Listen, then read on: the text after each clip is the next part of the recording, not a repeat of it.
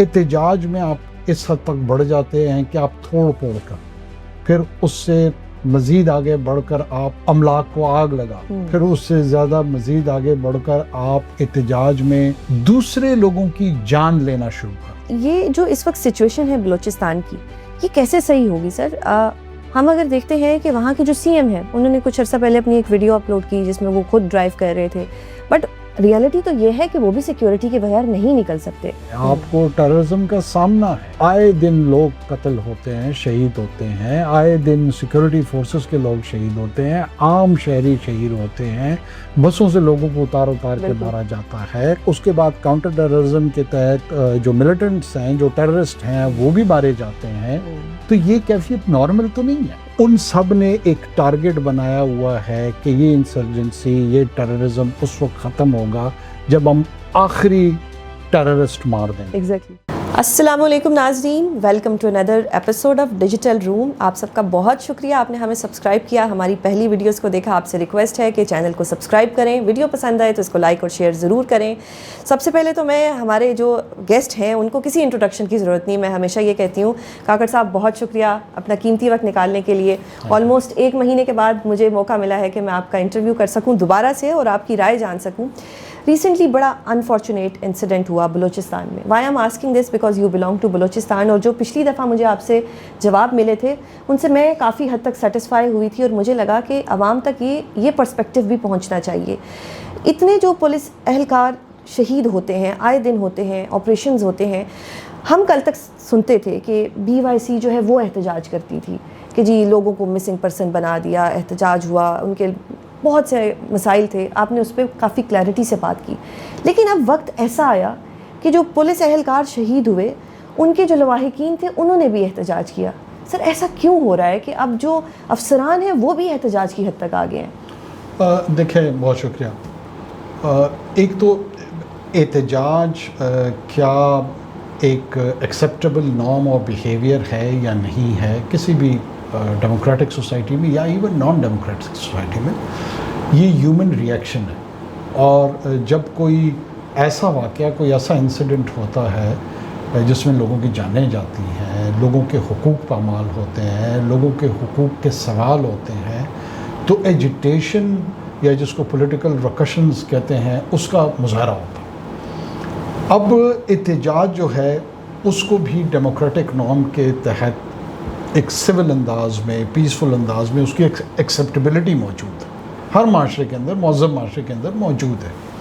احتجاج آپ کسی کے خلاف نعرہ بازی سے کرتے ہیں، کسی کے خلاف تقریر کر لیتے ہیں، کہ آپ کسی کے خلاف بیان دے دیتے ہیں، یہ تمام احتجاج کے زمرے میں آتے ہیں. پھر احتجاج میں آپ اس حد تک بڑھ جاتے ہیں کہ آپ توڑ پھوڑ کرتے ہیں، پھر اس سے مزید آگے بڑھ کر آپ املاک کو آگ لگا دیتے ہیں، پھر اس سے زیادہ مزید آگے بڑھ کر آپ احتجاج میں دوسرے لوگوں کی جان لینا شروع کرتے ہیں، لوگوں کی قتل و غارت گری کریں. پھر ایک اور سٹیج آئے کہ آپ اپنی بھی جان لے لیں اور دوسرے انسانوں کی بھی جان لے لیں، خود کش حملہ آور ہو جائیں. اب ہمارے ہاں جو عمومی طور پہ احتجاج کو سمجھا جاتا ہے اس میں وہ نعرہ بازی سے لے کر یہ جو خود کش حملہ آور ہے اس کو یکسانیت، ایک بلینکٹ آرگومنٹ کے تحت بدقسمتی سے سمجھا جاتا ہے. کیا پوری دنیا، مہذب دنیا، نعرہ بازی سے لے کر خود کش حملہ آور تک کو یکساں طور پہ ایجیٹیٹڈ لوگوں کے زمرے میں رکھتی ہے یا ان کی کیٹیگرائزیشن کرتی ہے؟ بالکل.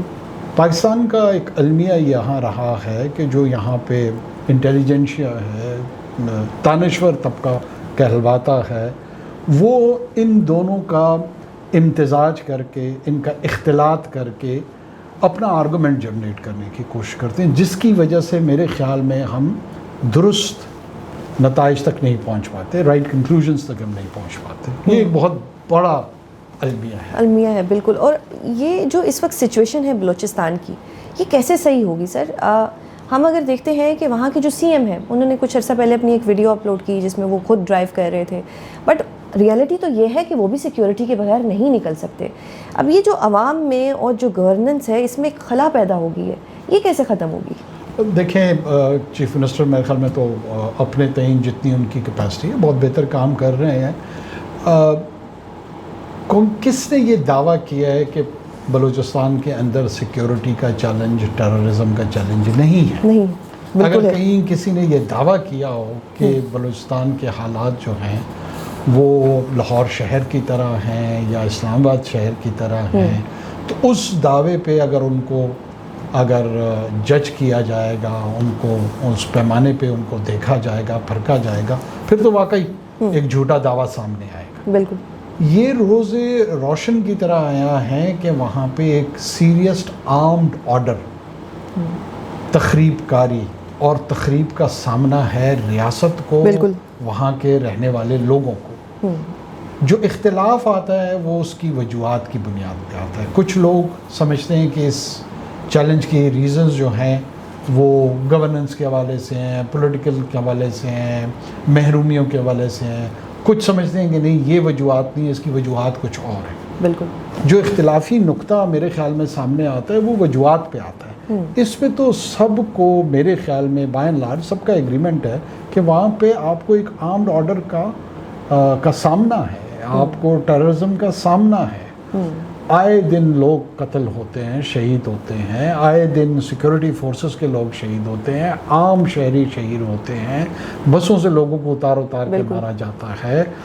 اس کے بعد کاؤنٹر ٹیررزم کے تحت جو ملیٹنٹس ہیں، جو ٹیررسٹ ہیں وہ بھی مارے جاتے ہیں. تو یہ کیفیت نارمل تو نہیں ہے. ایگزیکٹلی. اب غلطی سے آپ کی گاڑی کہیں مڑ جائے، آپ کو گوگل میپ کہیں لے جائے تو بیٹیوں کے سامنے باپ کو قتل کر دیا جاتا ہے. بچوں کے سامنے اتنے بے دردی کے ساتھ ان کو شہید کیا گیا ہے. بالکل. اب اس کنفلکٹ میں، اس کنفرنٹیشن میں دو پہلو سامنے آتے ہیں، دو فریق آپ کو سامنے نظر آتے ہیں. ایک فریق ہے ریاستی ایکٹرز، اسٹیٹ ایکٹرز، اور ایک فریق ہے نان اسٹیٹ ایکٹرز. بیچ میں میرے اور آپ کے جیسے پارٹیسپنٹس یا تماشائی ہیں. میں پولیٹیکل پارٹیسپنٹس ہو سکتا ہوں، آپ جرنلسٹک اسپیکٹیٹر ہو سکتی ہیں. مجھے آپ ایک کنفیوز شہری سمجھیں جس کو سمجھ نہیں آ رہی کہ کیا ہو رہا ہے، کہ وہ کیا ہو رہا ہے. تو لہٰذا میں اس کو اسپیکٹیٹر کے زمرے میں ڈال دیتا ہوں. باقی آدھا پاکستان یا پونا پاکستان یا سارا پاکستان وہ اس گھٹی کو سمجھنے کی کوشش کر رہے ہیں کہ یہاں کیا ہو رہا ہے. اس میں آپ کے بیوروکریٹ بھی آتے ہیں، آپ کے سول سرونٹس بھی آتے ہیں، جوڈیشری کے لوگ آتے ہیں، ملٹری پرسنل آتے ہیں، بائی اینڈ لارج آپ کا انٹیلیجنشیا آتا ہے.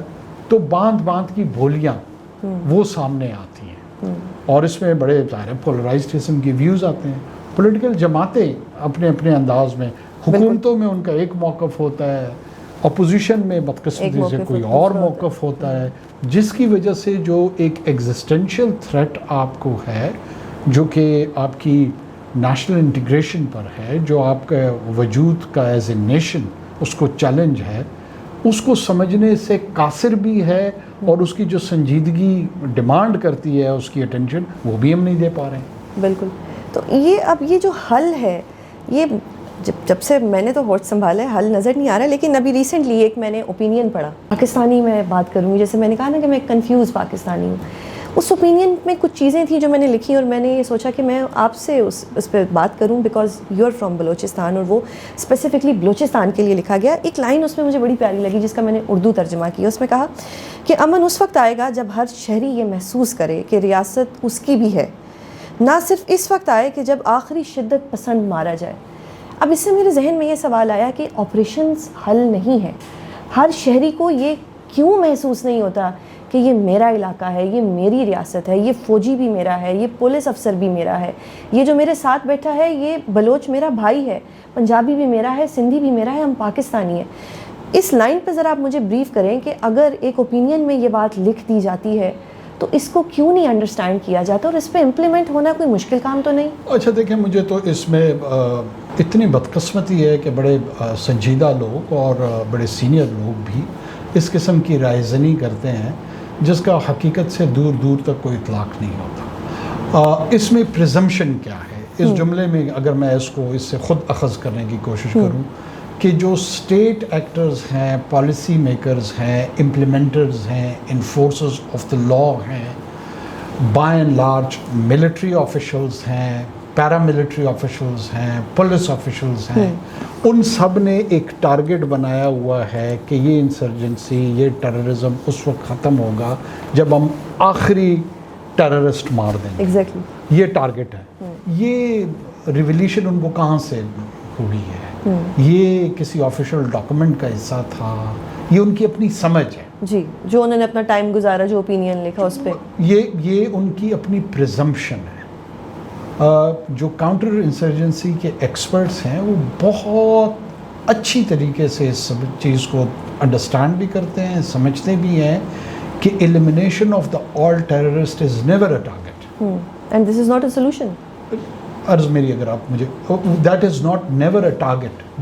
جو اس جملے میں تاثر دیا گیا جیسے وہاں پہ لوگوں پہ وحشت طاری ہے اور وہ آخری بندہ تک جو ہے نا اس کے خاتمہ چاہتے ہیں اور وہ ان سے ہو نہیں رہا. کاؤنٹر انسرجنسی میں ہمیشہ ٹارگٹ یہ ہوتی ہے کہ جو ٹیررسٹ ہوتا ہے, جو سو کالڈ انسرجنٹ بھی ہوتا ہے, انہوں نے ایک اسٹیٹڈ پولیٹیکل گول دیا ہوا ہوتا ہے. مثال کے طور پہ یہاں پہ یہ کہتے ہیں کہ ہم ایک نئی ریاست تشکیل دیں گے آزاد بلوچستان کے نام سے, اور اس ریاست میں ہمارا حق حکمرانی ہوگا. ہم اس نئی ریاست, نئی جغرافیہ کو تشکیل دیں گے اور بزور بازو ہم طاقت کے ذریعے اس کا اصول کریں گے, آرمڈ اسٹرگل کے ذریعے کریں گے. تو اس کو کاؤنٹر جو لوگ کرتے ہیں نا, کیا انہوں نے ان سارے لوگوں کو مار دینا ہے بقول اس جملے کے اگر ہم سمجھا جائے؟ نو. جو کاؤنٹر انسرجنسی ہوتی ہے اس کا ہدف یہ ہوتا ہے کہ اس کو اچیو کرنے کا جو ہوپ ہے اس کو ختم کر دیا جائے. صحیح. یہ جنگ اس انداز میں لڑی جائے کہ جو لوگ اس کاز کے ساتھ جڑے ہوئے ہیں ان کو اس کا حصول ممکن سے ناممکن نظر آئے. ٹارگٹ یہ ہوتا ہے. ٹارگٹ یہ نہیں ہوتا کہ ان کا ساروں کا خاتمہ ہو جائے. صحیح. مثال کے طور پہ کردز ترکیے میں, عراق میں, ایران میں, سیریا میں, ان 4 ممالک میں اپنے لیے ایک نئی آزاد ریاست کے لیے متشدد رہے. تشدد انہوں نے کیا, جنگیں انہوں نے لڑی, خواتین کو انہوں نے اپنے رینکس میں استعمال کی. یہ جو ایکسپیریمنٹ ابھی یہاں پہ بڑے انفینسی میں کر رہے ہیں, کردوں نے اس کو کافی میچور انداز میں مور اور لیس 80-90-100 سال سے کر رہے ہیں. بالکل. ریسنٹلی جب ترکیے کے ساتھ انہوں نے نیگوسیشن کی تو یہ hope to achieve an independent Kurd state died down. جب وہ امید ختم ہو گئی تو انہوں نے خود نیگوشیٹ کیا اور پہاڑوں سے جوک در جوک وہ نیچے اترنا شروع ہو گئے. تو ہدف یہ نہیں ہوتا کہ سارے لوگوں کا خاتمہ کر رہے ہیں. یہ پتہ نہیں کس نے ان کو بتا دیے. چلیے وہ ایک مطلب وہی میں نے کہا کہ اوپینین ہے. ایک اور مطلب اب کیونکہ میں نے اپنے سامنے یہ اس کو میں نے پڑھا, میں نے جب ڈسکشن کی تو لوگوں نے بڑا اس کو پریز کیا, یوٹیوبرز نے بڑی بات کی اس کے اوپر. اس میں ایک لائن پہ وہ لکھتے ہیں کہ ڈائیلاگز ہونے چاہیے جہاں پہ پرابلم ہے, ڈائیلاگ کے ذریعے بات ہونی چاہیے. اب جب ڈائیلاگ کی بات آتی ہے اور جب بلوچستان میں ایشو کی بات آتی ہے تو نیچرلی مائنڈ میں سب سے پہلے BYC ماہرنگ آتی ہے. میرے ذہن میں ویسے ایک سوال آیا جو میں نے سوچا تھا کہ میں آپ سے پوچھوں گی کہ اگر اسی ماہرنگ سے ڈائیلاگ کر کے اس کو ایوان میں بٹھا دیا جاتا تو کیا مسئلے کا حل نہیں تھا؟ دیکھیں 2-3 چیزوں کو جو ہے نا اکٹھا یہاں پہ ایڈریس کر لیتے. ایک ہے ماہرنگ, ایک ہے ڈائیلاگ, اور ایک ہے naan existence of dialogue. Dialogue public space میں, ڈائیلاگ کسی پراپر فارمل انداز میں کہ پاکستان کی ریاست جو ہے نا وہ BLA کے ساتھ ڈائیلاگ کرے, وہ BLF کے ساتھ ڈائیلاگ کرے, وہ ماہرنگ کے ساتھ ڈائیلاگ کرے, وہ جو وہاں پہ سیاسی جماعتیں ان کے ساتھ ڈائیلاگ کرے, وہ پبلک سپیس میں ڈائیلاگ کرے, کانفرنسز کرائے, سیمینارز کرائے, آج کل کی دنیا میں ڈیجیٹل فٹ پرنٹ کریٹ کرے, ویلاگز کرے. کہاں ڈائیلاگ؟ یہ پھر میں کہوں گا کہ بڑے سمپلسٹک انداز میں ایک بات کر دی جاتی ہے کہ جی ڈائیلاگ کے ذریعے چیزوں کو ٹھیک. ڈائیلاگ کہاں, کس کے ساتھ, کیسے, اور ٹرمز آف ریفرنس اس ڈائیلاگ کی آخر کیا ہوں گی. بہت سارے لوگ اس پہ ٹانٹ کرتے ہیں کہ جی 20 سال سے تو طاقت کا استعمال کا کوئی رزلٹ نہیں نکلا. تو 20 سال سے ابھی تک ان کے یہاں کوئی ڈائیلاگ کا فریم ورک ہی نہیں ہے. مجھے تو آج تک کسی نے کوئی فریم ورک نہیں دیا ادر دین سیئنگ دس کہ ڈائیلاگ ہونا چاہیے. یہ ایک اتنی جنرک سی بات ہے. کس کے ساتھ ہم ڈائیلاگ کریں؟ ہم کریں سیاسی جماعتیں کریں گی, اسٹیٹ اتھارٹیز کریں گی, جوڈیشری کرے گی, ایک اس کے لیے ریفرینڈم, کیا کون کرے گا ڈائلاگ, فورم کون سا ہوگا, یا ٹویٹر سپیس پہ ڈائلاگ شروع کر دیں, which is very unfair. میں یہی عرض کر رہا ہوں کہ اس کا مطلب ہے انہوں نے سوچا ہی نہیں ہے. پھر ہم آ جاتے ہیں جو یہ ٹیررسٹ ہیں, اگر ان کے ساتھ یہ بات چل رہی ہے, یا سیاسی جماعتوں کے بہت سارے اعتراضات ہیں, وہاں پر بی این پی منگل ایک سیاسی جماعت ہے, نیشنل پارٹی ایک جماعت ہے, جمعیت علماء اسلام ہے, پشتونخوا ملی پارٹی ہے, مسلم لیگ نون ہے, پی ٹی آئی ہے, پی پی پی ہے, ان کا آپس میں ڈائلاگ.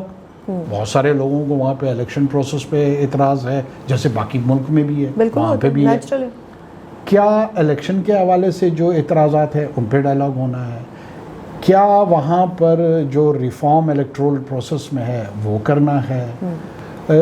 51 ہماری جنرل سیٹیں ہیں, کہتے ہیں کہ جی جنون نمائندے ہونے چاہیے. جتنے لوگوں نے بلوچستان میں سرو کیا ہے وہ مجھے بتائیں کہ جب وہ لوگ 90 کی دہائی میں وہاں تھے تو کیا جام خاندان صوبائی اسمبلی کا ممبر تھا یا نہیں تھا, اختر مینگل صاحب تھے یا نہیں تھے, بوتانی صاحب تھے یا نہیں تھے, مکسی صاحب تھے یا نہیں تھے, پشتونخوا پارٹی تھی یا نہیں تھی, جمعیت علماء اسلام پارٹی تھی یا نہیں تھی, ان تمام میں سے کون ہے جو ابھی بھی نہیں ہے؟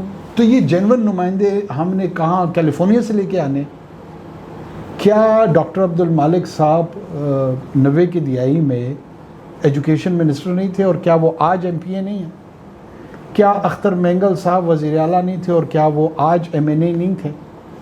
کیا پشتونخوا ملی عوامی پارٹی کے جو چیئرمین ہیں محمود خان اچکزئی صاحب وہ آج ایم این اے نہیں ہیں؟ اور 90 کی دہائی میں ان کی جماعت اس پروسیس کا حصہ نہیں تھی, پھر 2013 میں حکومت کے حصہ نہیں تھی. کیا جو انڈیویجولز ہیں جن کو کانسٹیٹیوشنسی بیسڈ ریٹرن کینڈیڈیٹ ان کے آتے ہیں, یہ پاکستان جب سے بنا ہے یہ خاندان وہاں پر وجود نہیں رکھتے ہیں. یہ تمام کے تمام لوگ 4 مرتبہ 5 مرتبہ 7 مرتبہ یہی کینڈیڈیٹس کے طور پہ الیکشن جیت کے نہیں آئے ہیں.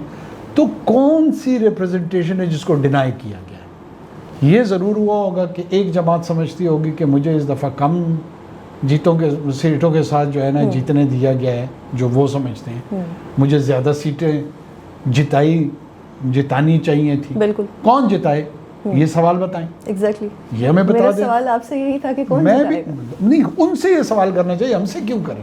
میں تو سمجھتا ہوں کہ یہ درست ہے. صحیح. وہ جو سمجھتے ہیں کہ یہ درست نہیں ہے, تو یہ اعتراضات 2013 کے الیکشن میں کے رزلٹ پہ تھے. اس وقت کیا یہ جنون تھے؟ ٹرو.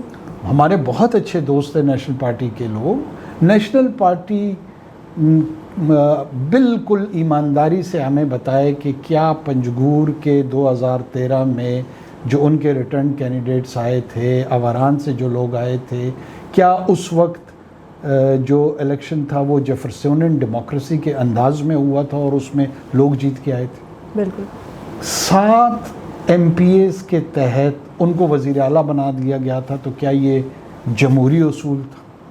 اچھا, ان 7 کے تحت جب وہ وزیر اعلیٰ بنے تو کیا ان کو اس ٹیررزم کو کم کرنے میں کیا کردار تھا؟ وہ جماعتیں, پشتونخوا پارٹی بھی ان کے ساتھ تھی, وہ خود بھی تھے, باقی جماعتیں نون بھی ان کے ساتھ تھی. یہ میوزیکل چیئر تو پچھلے 20-25 سال سے ہمارے ہاں چل رہا ہے. بالکل. تمام لوگ کبھی اپوزیشن میں ہوتے ہیں, کبھی حکومت میں ہوتے ہیں. But there has to be a solution. The solution یہ ہے کہ پہلے آپ ڈائگنوسس تو کریکٹ کریں. ابھی تک وہی نہیں ہو رہا. آپ کا مسئلہ یہ نہیں ہے کہ آپ 20 سال سے طاقت کا استعمال کر رہے ہیں اور اس کا رزلٹ نہیں آ رہا. میری نظر میں آپ کا سب سے بڑا مسئلہ یہ ہے کہ آپ سچویشن کی کریکٹ ڈائگنوسس اور انالیسس ہی نہیں کر پا رہے ہیں. جب آپ یہ نہیں کر پائیں گے تو آپ کو اس کی ریمیڈی اور سلوشن بھی نہیں ملے گا. And with due respect, do you believe کہ جتنے بھی ایوانوں میں بیٹھے ہوئے لوگ ہیں ان کو کسی بھی الیکشن لڑنے سے پہلے ان کا ایک سائیکو تھراپی ہونی چاہیے یا ان کا تھوڑا انالیسس ہونا چاہیے؟ سم ٹائم ایسی بات کر جاتے ہیں جو آپ ہضم ہی نہیں کر سکتے. دیکھیے, وہ ہمارا پولیٹیکل کلچر اور لوگوں کی, میں اس حد تک نہیں جاؤں گا کہ میڈیکل اسسمنٹ ہو. بہرحال پولیٹیکل پارٹیز کو اپنے انٹرنلی ضرور جو کیڈر وہ گروم کرتے ہیں ان کو گورننس کے حوالے سے، ان کے جو سیکیورٹی چیلنجز ہیں پاکستان کے، ان کے جو اکنامک چیلنجز ہیں، اس میں بیسک جو کانسیپٹس ہیں اس کی کلیئرٹی ضرور ہونی چاہیے. جو بنیادی مسئلہ بلوچستان کا ہے، ہم نے یہ ڈٹرمن کرنا ہے کہ جو آپ کو چیلنج آ رہا ہے، آپ کے اوپر جو خودکش حملہ آور ٹرین میں میرے سولجرز کو شہید کر رہا ہے اور اس کو بطور ہیرو پیش کیا جا رہا ہے، اس سوسائڈ بامر. ایگزیکٹلی. کیا دنیا میں سوسائڈ بامر عورت یا مرد؟ یہ جتنے لبرلز ہیں، میرا ان سب سے سوال ہے، یہ یو کے میں بیٹھ کے، یو ایس میں بیٹھ کے تبرہ پاکستان پہ بیچتے ہیں. یہ ایک جملہ لکھ دیں کہ وہ جو خودکش بمبار ہیں وہ جسٹیفائیڈ ہیں، تو میں ان کی تمام باتوں کو سنجیدگی سے لینا شروع کر دوں گا.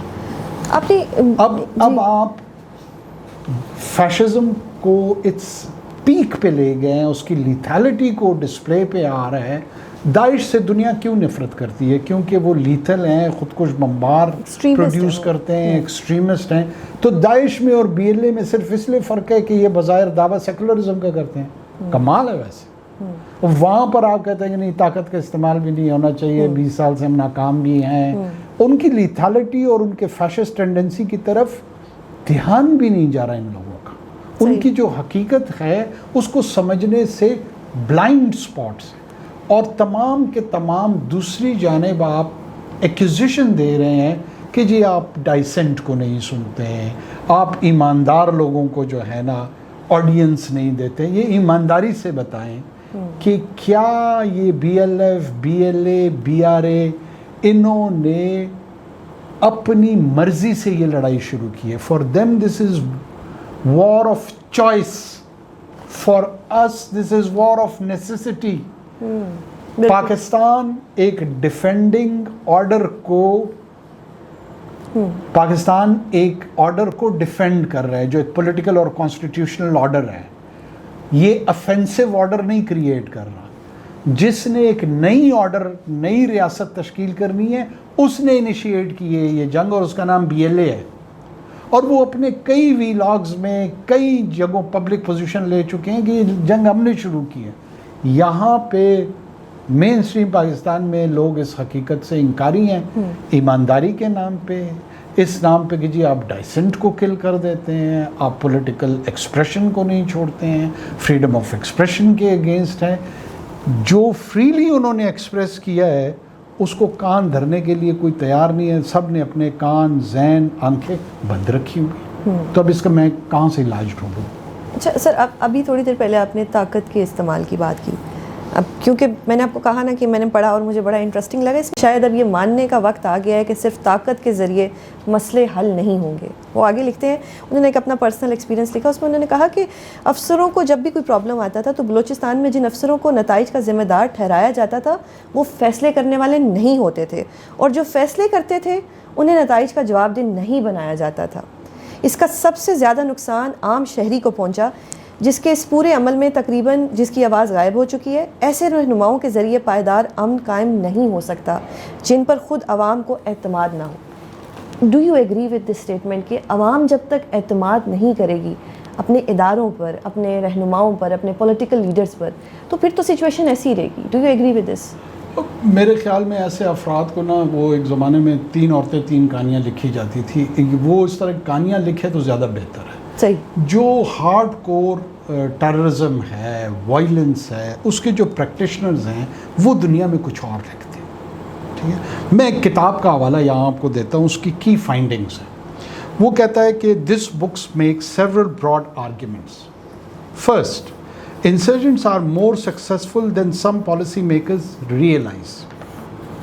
Since World War II, insurgent groups achieved victory by overthrowing a government or gaining independence in 35% of insurgencies that ended. ٹھیک ہے جی. Governments defeated insurgents on the battlefield another 36% of the time. Insurgencies ended in a draw another 29% of the time, though the percentage of settlements increased over the last few decades. This means that roughly 3/4 of insurgents ended with a battlefield victory by either the government or insurgents, like it or not. Insurgencies have usually been settled on the battlefield, not the peace table. अब ये किताब का हवाला मैं दे दूँगा, ये practitioners हैं जो टेररिज्म और इंसर्जेंसी को दुनिया की यूनिवर्सिटीज़ में हार्वर्ड से लेकर ऑक्सफोर्ड में पढ़ा रहे हैं. ये 3 औरतें 3 कहानियाँ वाली का तस्करा नहीं है. दुनिया में ये डेटा मौजूद है कि पोस्ट सेकेंड वर्ल्ड वॉर में हमने बांग्लादेश में निगोसिएशन उस वक्त की जब बैटल फील्ड पे वो जंग हार गए, फिर नेगोशिएशन शुरू हुई. ये तल्ख बात है कि 93,000 कैदी हैं, पहले हिंदुस्तान जाएंगे, फिर वहाँ से यहाँ आएंगे, इनको कुछ नहीं कहा जाएगा. ये वाली नेगोशिएशन करनी है. Negotiation post conflict battle field पे सेटल होता है. एक फरीक हारता है, दूसरा फरीक जीतता है, और उसके नतीजे में जो आउटकम होता है उसको नेगोशिएट किया जाता है. दुनिया में ये एक ऐसी मिसपरसेप्शन इन्होंने बना दी है कि जैसे जंगे second world war treaty of वर्साइज कब हुई? जब एलाइड फोर्सेस जीती या नाज़ी फोर्सेस जीती.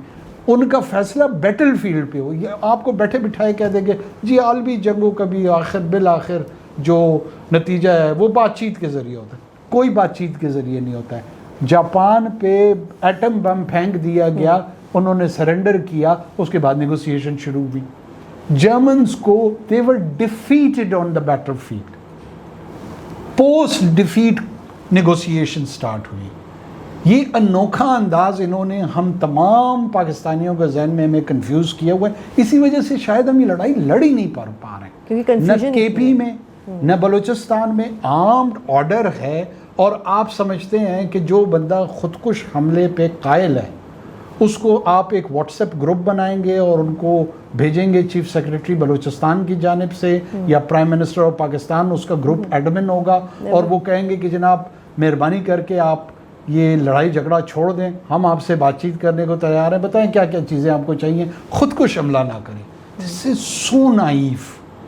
जब लोग इस हद पे आ जाते हैं, ये तकलीफ दे सच है, then you need to confront them. उसके लिए आपको 8 साल लगे या 80 साल लगे, ये मैं नहीं डिटरमिन कर सकता. ये वो लोगों का बिहेवियर डिटरमिन करेगा. फिर तो सर ये नेवर एंडिंग वॉर होगी. दिस इज़ अनदर थिंग कि लोग ये समझते हैं कि जनाब this would be a protracted और अ परपेचुअल वॉर.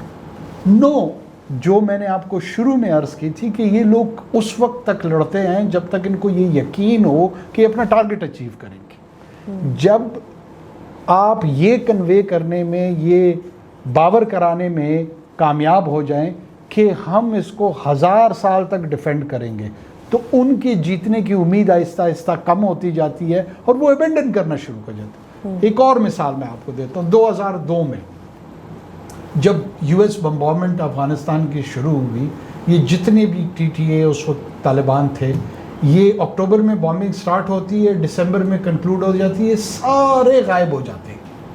वो सारे मारे गए थे? नहीं मारे गए. एग्जैक्टली. तो क्यों, कहाँ चले गए थे? उनकी सरवाइव करने की उम्मीद ख़त्म हो गई थी. 2005-6 post Iraq war, they had a renewed hope. जब फलूजा की जंग शुरू हुई, जब इराक इंसर्जेंसी शुरू हुई, यहाँ पे इन्होंने through of word of mouth अपने लोगों को कहा कि अगर इराक में ये अमेरिका को कन्फ्रंट कर सकते हैं, यहाँ पे भी आप कर सकते हो. आहिस्ता आहिस्ता ये गैदर हुए. बाकी सारी साजिशी थ्योरियाँ हैं, हकीकत ये है. और वो होप पहले इन्होंने दी, फिर लड़ना शुरू कर दिया. तो इंसर्जेंसीज को अंडरस्टैंड करने के लिए खुदारा एक्सपर्ट्स को इनवाइट करना चाहिए. देखिए, मैंने पुलिसिंग की होगी, मैं सिविल एडमिनिस्ट्रेशन में रहूँगा, मैं पॉलिटिक्स में हूँ, मैं बिजनेस कर रहा हूँ, मैं तंग होता हूँ वायलेंस से, ये एक हकीकत है. और मुझे चाहिए ये होता है कि उस वायलेंस का मुझे कोई रीजनेबल या रैशनल जवाब मिल जाए. लेकिन मेरा तंग होना मुझे माहिर नहीं बना देता, मुझे एक्सपर्ट नहीं बना देता. जो जिसका काम उसी को साझे.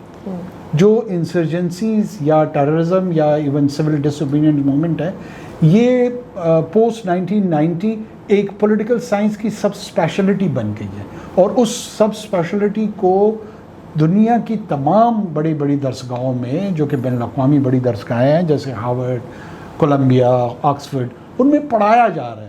کوئی 150 کی پبلیکیشنز ہیں اس سبجیکٹ پہ۔ کسی کو دلچسپی ہے تو خدا را اس سے رجوع کر لیں اور اس سے رہنمائی لے لیں۔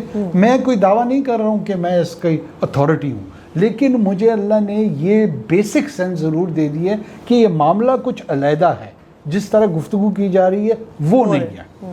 یہ وہ چیز ہے جو عوام سننا چاہتی ہے اور ان کو سنائی جا رہی ہے۔ سر چلیں، اس پہ تو آپ نے میرا کانسیپٹ کلیئر کر دیا۔ میرے مائنڈ میں یہ تھا کہ میں آپ سے سوال کروں گی کہ اگر جو ڈیسیژن میکنگ ہوتی ہے اس میں ان لوگوں کو بٹھایا جائے اور ان سے بات چیت کی جائے، ٹرسٹ ڈیولپ کیا جائے، بٹ مجھے وہ آنسرز آپ سے مل گئے ہیں کہ وہ کیوں نہیں ہو سکتا۔ ایک اور چیز ایز اے پاکستانی لے مین، سوزین جو ہے وہ اپنا مائنڈ کھولتی ہے کہ جی ملک میں جو اچھے کام ہو رہے ہیں اس میں گورنمنٹ بھی انوالو ہے، ہماری افواج پاکستان بھی، ہماری فورسز بھی، بٹ جب سوزین ہسٹری پڑھتی ہے اور جب سوزین کا مائنڈ صحیح ہونے لگتا ہے تو کوئی ایک آدھ پولیٹیکل لیڈر آ کے فوج مخالف بیانیاں دیتے ہیں اور وہ بیانیاں پھیل جاتے ہیں، اور جو عوام ہے اس بیانیے کے ساتھ بڑی خوش ہوتی ہے۔ ماضی کی اگر میں بات کروں، جو میں پرانی سپیچز دیکھوں، نون لیگ نے بھی وہی کیا، اس کے بعد پی ٹی آئی نے سب سے زیادہ کیا، مولانا صاحب نے اچانک سے کر دیا۔ آئی نو آپ اس پہ کمنٹ نہیں کریں گے، but I want to know کہ یہ بٹنس کیسے آن ہو جاتے ہیں، اور ہمیشہ ریاست مخالف بیانیاں، فوج مخالف بیانیاں۔ نورین نیازی صاحبہ نے بھی ابھی ایک ایسی بات کی جو سمجھ ہی نہیں آئی کہاں سے کی اور کیوں کی۔ فیمس ہونے کے لیے ایسی باتیں کیوں کرنی پڑتی ہیں، ریلیونٹ رہنے کے لیے؟ دیکھیں، میں سیاسی جماعتیں اگر ان کو ہم ایک طرف رکھ دیتے ہیں، ایک پیٹرن آپ کو نظر آ رہا ہے، اصول پہ بات کرتے ہیں۔ اصول پہ اگر ہم بات کرنا چاہیں، اصول یہ ہے کہ جب کسی کو پولیٹیکل ریکوائرمنٹ ہوئی ہے، اس پولیٹیکل ریکوائرمنٹ نے انہوں نے پاکستان کے ملٹری کو ہدف تنقید بنایا ہے اور بنیادی طور پہ کہا ہے کہ ان کا جو سیاسی کردار ہے اس کو کوسچن کیا، جو ان کا ایکسٹرنل ایگریشنز کو کاؤنٹر کرنا ہے یا انٹرنل آرڈر کے سامنے جو چیلنج کو رسپونڈ کرنا ہے، اس صلاحیت پہ کم لوگوں نے گفتگو کی۔ اس پہ بھی کی ہے لیکن انتہائی کم لوگوں نے کی ہے، زیادہ آپ پولیٹیکل سائڈ پہ کرٹیسزم آتی ہے۔ کیا پاکستان کے شہریوں کو پاکستان کے اداروں کے حوالے سے گفتگو نہیں کرنی چاہیے یا اس پہ پابندی ہونی چاہیے؟ میری رائے یہ ہے کہ نہیں، بالکل پابندی نہیں ہونی چاہیے۔ وہ گفتگو کرنے کا ایک ڈھنگ ہے۔ آپ کو خدا کی ذات کے حوالے سے، ابراہیم علیہ السلام نے کہا کہ میں نے چاند کو اپنا خدا سمجھا، پھر سورج کو سمجھا۔ وہ ایک جو جرنی تھی ان کا، جو اسپریچول سفر تھا، اس میں جو وہ ڈھونڈنا چاہ رہے تھے، جو وہ ڈسکور کرنا چاہ رہے تھے، اس میں بہت ساری جگہوں پہ وہ غلط مقامات پہ رکے، اور پھر ان غلط مقامات کو چھوڑ کے وہ حسن ہدف کی طرف، حق کی طرف روانہ ایونچولی ایسے ہی ہوتا ہے۔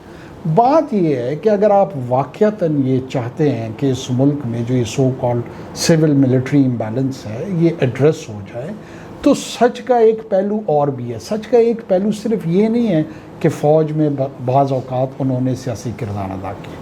سچ کا ایک پہلو یہ بھی ہے کہ جو سویلینز کو جب موقع ملا ہے، اس موقع سے بھی انہوں نے، جو آپ کو الیکٹ کیا جاتا ہے، بادشاہت سے جو جمہوریت کا سفر تھا، پارٹیسپیٹڈ ڈیموکریسی کا تھا، اس میں آپ کو لائسنس ٹو پلنڈر نہیں دیا گیا تھا۔